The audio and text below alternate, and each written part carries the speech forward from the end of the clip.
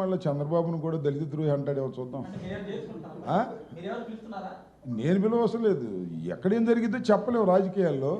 ఇంకొక 6 నెలల్లో సంవత్సరం అయిన తర్వాత చంద్రబాబు అంత దళిత ద్రోహి ఎవ్వడూ లేడు అన్నా కూడా మీరేమీ ఆశ్చర్యపడాల్సిన అవసరం లేదు. నేను చెప్పింది కొద్దిగా నోట్ చేసుకోండి ప్లీజ్. ఇంకా రైట్, థ్యాంక్ యూ.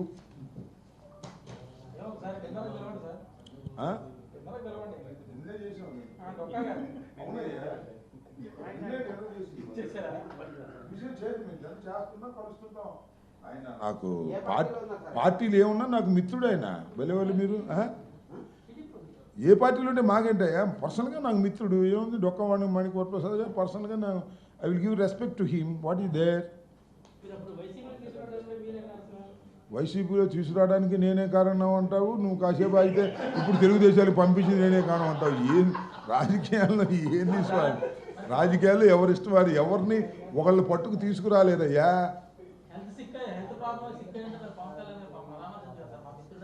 ఎవరు సిక్కు అయ్యుంటే మరి నాకు తెలియదే. ఇప్పుడు పవన్ కళ్యాణ్ గారు మిత్రుడేనండి. హెల్త్ ప్రకారంగా ఆయన సిక్ అయ్యాడో, లేక సింగపూర్ వెళ్ళాడో, లేకపోతే వేరే షూటింగ్లో ఉన్నాడో క్లారిటీ లేదు. సిక్కాడని నేను అనుకోవట్లే. ఆయన అంత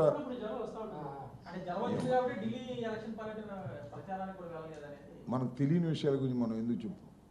ఆయనకి జ్వరంగా ఉంది అని పత్రికల్లో చదివాము. మరి నిన్న క్యాబినెట్ మీటింగ్ కూడా రానంత జ్వరమా, లేక ఢిల్లీ ప్రచారానికి కూడా వెళ్ళలేంత జ్వరమా, అది ఏ జ్వరము ఏంటని తెలియకుండా మనం మాట్లాడటం ధర్మంగా ఉండదు. నా మీద ఏమనబోతాడు, జగన్ గారి మీద ఏమనబోతాడు. పూంతే గీంతే లోకేష్ మీద పోవాలి, లేకపోతే చంద్రబాబు మీద పోవాలి.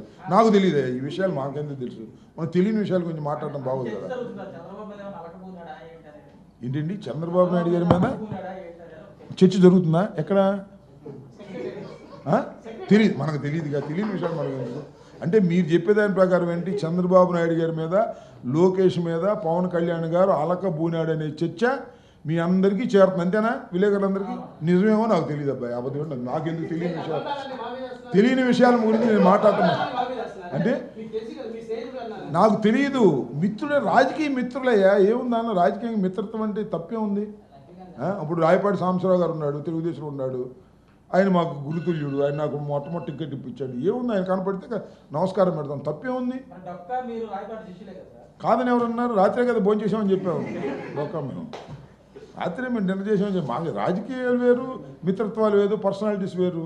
ఏముంది? డొక్కా గారంటే నాకు గౌరవమే, నాకు మిత్రుడు. దాని తప్పే ఉంది? భోజనం చేస్తేనే వైసీపీలోకి వచ్చేస్తాడా? కనుక్కోవా స్వామి. భోజనం చేస్తేనే వైసీపీలోకి వచ్చేస్తాడా? ఏముంది? ఆయన వైసీపీలోకి వస్తానంటే లేకపోతే వెళ్తానంటే ఎవరు అడ్డుకుంటారు? ఏం జరిగింది మనకేం తెలుసు?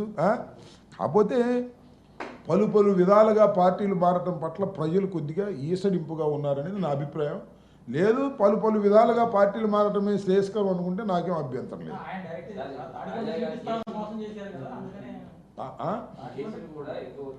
ఏంటి మా పార్టీ నాయకుల మీద ఎక్కువ అవుతున్నాయా? ఇంకా అవుతాయి. ఏముంది దానిలో? ఇప్పుడు చంద్రబాబు నాయుడు గారు రెడ్ బుక్ ఓపెన్ చేసిన తర్వాత పార్టీ నాయకుల మీద కేసులు ఎక్కువ అవడం అనేది చాలా న్యాచురల్, అవుతూ ఉంటాయి. నా మీద కూడా మధ్యన ఎస్సీ ఎస్టీ అట్రాసిటీస్ కేసు పెట్టారా? పోలీస్ స్టేషన్ ముందు ధర్నా చేశాను కేసు పెట్టారా? రేపు ఏం కేసు పెడతారు మనకేం తెలుసు? మాకంతా భయం ఏంటంటే ఎక్కడ డెడ్ బాడీ దొరికితే మర్డర్ కేసు పెడతారు. అది దొరక్క ఆగుతున్నారు. ఎక్కడ దొరికితే చెప్పు వాళ్ళకి, మా మీద మర్డర్ కేసు పెట్టేస్తారు. A1గా నన్ను, లేకపోతే రజనీ గారిని A2 గారిని పెట్టేస్తారు. డెడ్ బాడీ దొరకాలి. అది ఏది మర్డర్ కేసా? అదే ఉందిలే, ఏదో కంప్లైంట్ తీసుకుంటారు, పెడతారు. ఏదో జరుగుతూ ఉంటుంది. కోర్టుకు వెళ్ళి కొంతమంది డైరెక్షన్ తీసుకొస్తున్నారు, పెడుతున్నారు. నా మీద కూడా ఎస్సీ ఎస్టీ యాక్ట్ కోర్టు డైరెక్షన్తోనే పెట్టారు. యాక్షన్ తీసుకుంటే మాకేం అభ్యంతరం? We're ready to go to jail.